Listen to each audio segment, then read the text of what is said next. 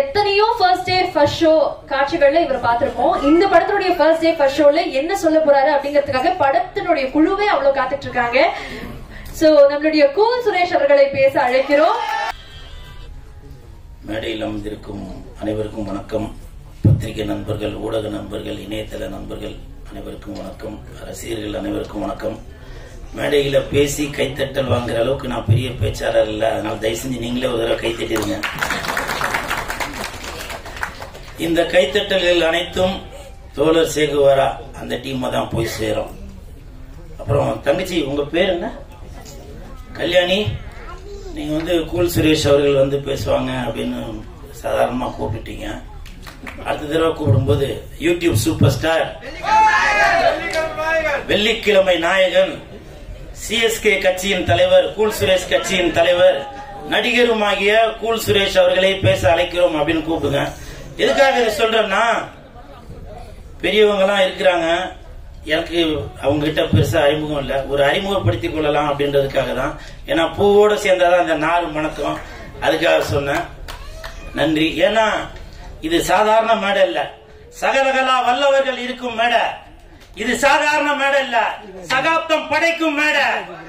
இது சாதாரண மேடை இல்ல, ஜாதி மதத்தை ஒழிக்கும் மேடை. இது சாதாரண மேடை இல்ல, சனாதனத்தை எரிக்கும் மேடை. இது சாதாரண மேடை இல்ல, சரித்திரம் படைக்கும் மேடை. இது சாதாரண மேடை இல்ல, சாமானியனுக்கும் உதவும் மேடை. இது சாதாரண மேடை இல்ல, சட்டம் படித்த மேடை. இது சாதாரண மேடை இல்ல, சக்கரை போல இனிக்கிற மேடை. இது சாதாரண மேடை இல்ல, சந்தோஷத்தை அள்ளி கொடுக்கிற மேடை. இது சாதாரண மேடை இல்ல, சரித்திரம் படைக்கிற மேடை. சோ இவங்க முன்னாடி நான் பேசுறேன் அப்படின்றது எனக்கு ஒரு பெரிய சந்தோஷம். அதனால அடுத்து கொஞ்சம் ஃபாலோ பண்ணி கூப்பிட்டுங்கம்மா. நன்றி நன்றி. இந்த படத்தோட இயக்குனர் அலெக்ஸ் அவர்கள், அவர் நான் நடிக்கும் போது சில சீன்லாம் நடிச்சு காட்டுவாரு. அப்படியே ஏதோ ஒரு 10-20 படம் நடிச்சு அவரு எக்ஸ்பீரியன்ஸ்ல இருக்கிற மாதிரி நடிச்சு காட்டுவாரு. நானே கேட்பேன், பிரதர் நீங்க ஏற்கனவே எதுவும் நடிச்சிருக்கீங்களா அப்படின்னு. இல்லைன்னா புதுசு தானே அப்படின்னாரு. ஸோ அவ்வளவு ஒரு தத்ரூபமாக, ஒருவேளை டேக் ஒழுங்கா வராட்டி கூட ஒன் மோர் வாங்கிட்டு இருப்பாரு. அது மட்டும் இல்ல, அவர் நடிக்கும் போது பாத்துருப்பீங்க, சட்டையெல்லாம் கழட்டிட்டு இருக்காரு இல்லையா, அடிபட்ட மாதிரி ஃபைட்ல வரும் அப்படின்னு இருப்பாரு. அப்படியே அந்த ப்ரூஸ்லி அந்த எஃபெக்ட்ல அப்படியே தான் இருப்பாரு. ஏன்னா ஃபைட் பண்ணும்போது, நடிக்கிறது மட்டும் இல்லாம ஃபைட் பண்ணும் போதும் அந்த ஒரு வெறியோட தான் அடி அப்படி இருக்கும். ஸோ அந்த மாதிரி அவங்க நடிச்சு இயக்கியிருக்காங்க. அந்த அலெக்ஸ் அவர்களுக்கு என் மனமார்ந்த வாழ்த்துக்கள். தயாரிப்பாளர் பிரபு சார் அவர்களுக்கும் என் வாழ்த்துக்கள். எனக்கு தெரிஞ்சு இந்த படத்துல பிரபு சார் ஒரு கேரக்டர்ல நடிச்சிருக்காரு, வில்லனா நடிச்சிருக்காரு. அவரு நடிக்கிறதுக்கு முன்னாடி எனக்கு தெரிஞ்சு ஒரு 100 தடவை அமைதிப்படை படம் பார்த்துட்டு தான் நடிக்க வந்திருப்பாருன்னு நினைக்கிறேன்.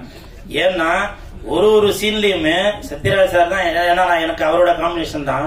நடிக்கும் போதே சத்யராஜ் சார் தான் எனக்கு ஞாபகம் வரும். இப்போ அந்த கட் பண்ண சீன்லாம் கூட காமிச்சாங்க.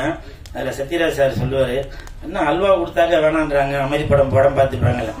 கப்பமான சத்தியமா சொல்றேன், ப்ரொடியூசர் 100 தடவை படம் பார்த்து தான் இந்த படத்தை நடிக்க வந்திருப்பாருன்னு நினைக்கிறேன். ஏன்னா அவ்வளவு தத்ரூபமாக நம்ம அமைதிப்படை படத்துல அமாவாசை கேரக்டர் நாகராஜ சோழன் என்ன பண்ணுவாரோ அதே மாதிரி இதை அதை விட பிரமாதமா பண்ணிருக்காரு அப்படின்னு சாரை வச்சுட்டு சொல்லக்கூடாது. நல்லா பண்ணிருக்காரு. அவருக்கு என் மனமார்ந்த வாழ்த்துக்கள். எதுக்காக அந்த ஒற்றுமை இருக்கு அப்படின்னாக்க, உண்மையிலே ஒற்றுமை இருக்குங்க. சத்யராஜ் சாருக்கு உடம்பு ஃபுல்லா முடி இருக்கும், அவருக்கும் உடம்பு ஃபுல்லா முடி இருக்கு. நான் பார்த்தேன். நீங்க கேட்கலாம் எப்படி பாத்தீங்க அப்படின்னு. இதுல ஒரு ஸ்விம்மிங் பூல்ல குளிக்கிற சீன் ஒண்ணு இருக்கு, அப்ப பார்த்தேன். அப்ப நான் நினைச்சேன், ஓஹோ ஒருவேளை காம்பினேஷன் கரெக்டா தான் இருக்கு அப்படின்னு. சோ அவருக்கு என் மனமார்ந்த வாழ்த்துக்கள். அப்புறம் சத்யராஜ் சார் இந்த படத்துல, தோழர் சேகுவாரா படத்துல நடிச்சிருக்கிறது எங்களுக்கு எல்லாம் ஒரு பெரிய பூஸ்டப். ஏன்னாக்க வால்டர் வெற்றிவேல் அந்த படம் 50வது நாள் படத்தை நான் பிளாக்ல டிக்கெட் வாங்கி பார்த்தேன். அது எவ்வளவு ஒரு பெருமைப்பட வேண்டிய விஷயம் பாருங்க. 50வது நாள் படத்தை நான் பிளாக்ல டிக்கெட் வாங்கி பார்த்தேன்னா, அப்போ அந்த படம் எவ்வளவு பெரிய சூப்பர் ஹிட் பாருங்க. சோ அவங்க அவ்வளவு ஒரு மிகப்பெரிய ஹிட் ஹீரோ கூட இன்னைக்கு நான் ஸ்டேஜ்ல இருக்கிறேன் அப்படின்றப்போ எனக்கு ரொம்ப சந்தோஷமா இருக்கு. படத்தோட பேரு தோழர் சேகுவாரா. தோழர் சேகுவாரான்னு போட்டா யூடியூப்ல எல்லாம் வரும். அந்த தலைவரோட போட்டோ வரும். ஆனா எனக்கு தெரிஞ்சு கண்ணை மூடிட்டு இமேஜினேஷன் பண்ணி பார்த்தாக்க சத்யராஜ் சார் தான் ஞாபகம் வருவாரு.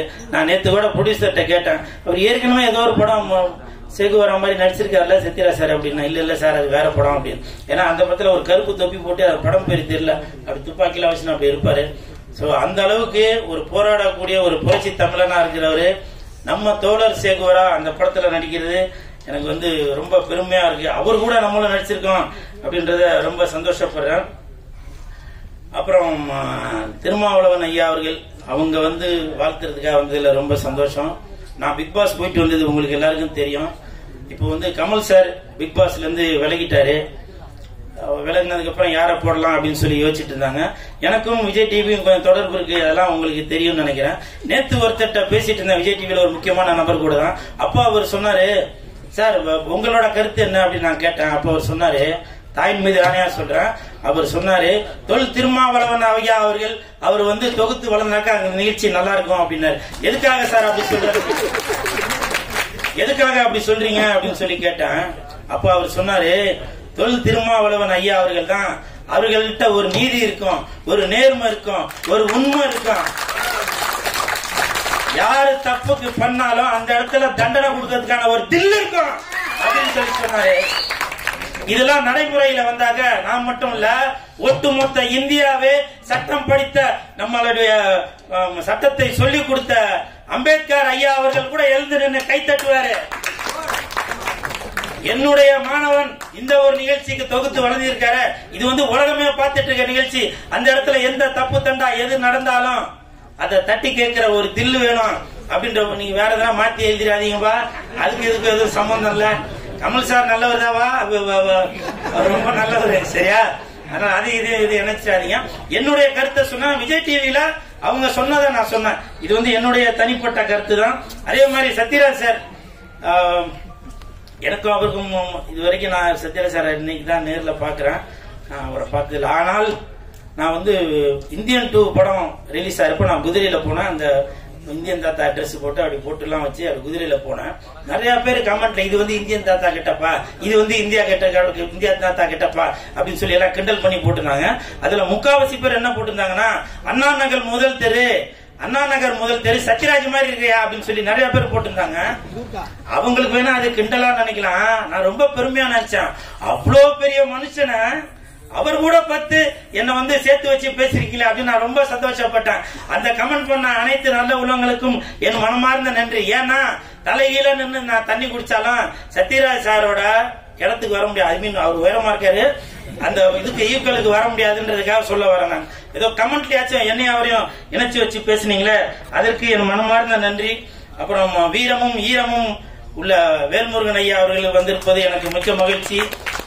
ஒரு தடவையும் நான் இது சொல்லலாமா என்னன்னு தெரியல, நான் டோல்கேட்ல போகும்போது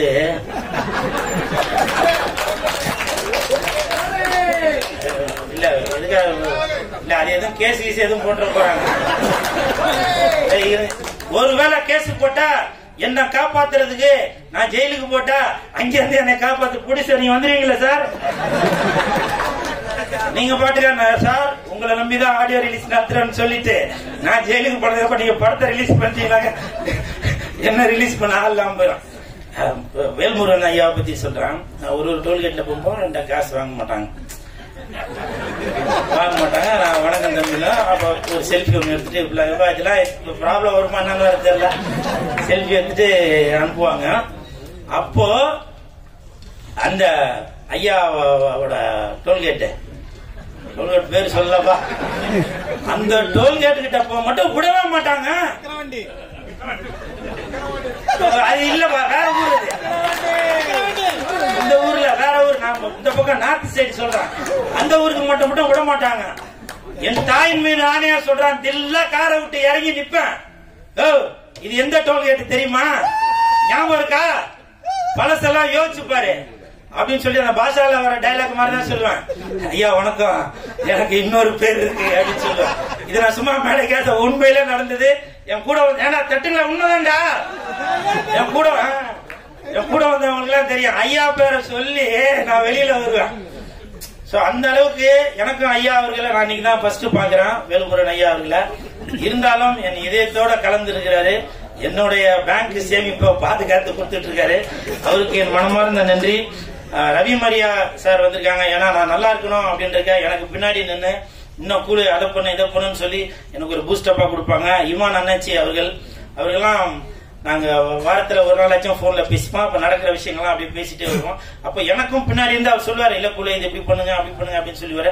அந்த மாதிரி நல்ல உள்ளங்கள் எல்லாம் இந்த படத்தை தோழர் சேகுவாரா படத்தை வாழ்த்த வந்ததுல நான் ரொம்ப சந்தோஷப்படுறேன். அப்புறம் சொன்னா இல்லையா தங்கச்சிட்ட சொன்ன கூல் சுரேஷ் கட்சி அப்படின்னு. ஒருவேளை எதுக்காக அந்த கூல் சுரேஷ் கட்சி நான் மறுபடியும் ரெஜிஸ்டர் பண்றேன்னா, ஒருவேளை 2026 அண்ணன் திருமாவளவன் ஐயா அவர்கள் கூட நான் கூட்டணி வைக்கலாம், வேல்முருகன் ஐயா அவர்கள் கூட கூட்டணி வைக்கலாம், முத்தரசன் ஐயா அவர்கள் கூட கூட்டணி வைக்கலாம். அதனால எதுக்கும் ஒரு அறிமுகம் வேணும் இல்லையா? ஏன்னா நான் இங்க வந்தப்ப 3 பேருக்கு மாத்தி மாத்தி வணக்கம் வச்சாங்க, பார்க்கவே இல்லை. இத நான் எதுக்காக சொல்றேன், எனக்கு அவங்க அறிமுகம் இல்லை. ஆனா இன்னைக்கு இந்த நிகழ்வு மறக்க மாட்டாங்க. முக்கியமாக வேல்முருகன் ஐயா மறக்க மாட்டாருன்னு நினைக்கிறேன். டேய் அவன் யாராவது பழசெல்லாம் மறுபடியும் கிண்டிட்டு இருக்கான் அப்படின்னு. சோ இதெல்லாம் ஒரு நகைச்சுவைக்காக தான் சொன்னேன். இந்த டோல்கேட் மேட்லாம் உண்மை இல்ல, நான் தூங்கும்போது கேட்ட கனவு. நீங்க போட்டா ஏற்கனவே நான் காரை விட்டு இறங்க கேட்டவரு போலீஸா நினைச்சு, எதுக்குப்பா போலீஸ் அப்படின்னா, சார் இந்த மாதிரி இவங்க எல்லாம் பெரியவங்க வராங்க. அப்படியா, நான் வேற என்னன்னு சொல்லி இப்பவே கையோட கூட்டிட்டு போயிட போறாங்க. ஏன்னா இப்ப கொஞ்ச நாளா யூடியூபர்ஸ் அவங்க புடிச்சு போட்டு இருக்காங்கல்ல, என்ன சொல்றதுனே தெரியல. அதனால உங்கள் அனைவருக்கும், வாழ்த்த வந்த அனைவருக்கும் என் மனமார்ந்த நன்றி. இந்த படத்துக்கு சென்சார்ல 42 கட்டு கொடுத்திருக்காத சொல்றாங்க. 42 கட்டு. அடுத்த வாரம் படம் ஹிட். அடுத்த மாசம் படம் ஹிட். இப்ப கைய தட்டு. என்னுடைய பேச்சை கேட்ட அனைவருக்கும் என் மனமார்ந்த நன்றி. எதுவும் தவறாக பேசியிருந்தா மன்னிச்சிருங்க பெரியவங்கள. நன்றி நன்றி நன்றி. ஆனா நீங்க போறதுக்கு முன்னாடி இது சாதாரண மேடை இல்ல அப்படின்னு நிறைய சொன்னீங்க. உண்மையாலுமே இது சாதாரண மேடை இல்ல, ஸ்கூல் சுரேஷ் அண்ணா இருக்கும் மேடை அப்படின்னு சொல்லலாம். யூடியூப் சூப்பர் ஸ்டார், மீண்டும் உங்களுக்கு ஒரு பெரிய நன்றி. Thank you so much.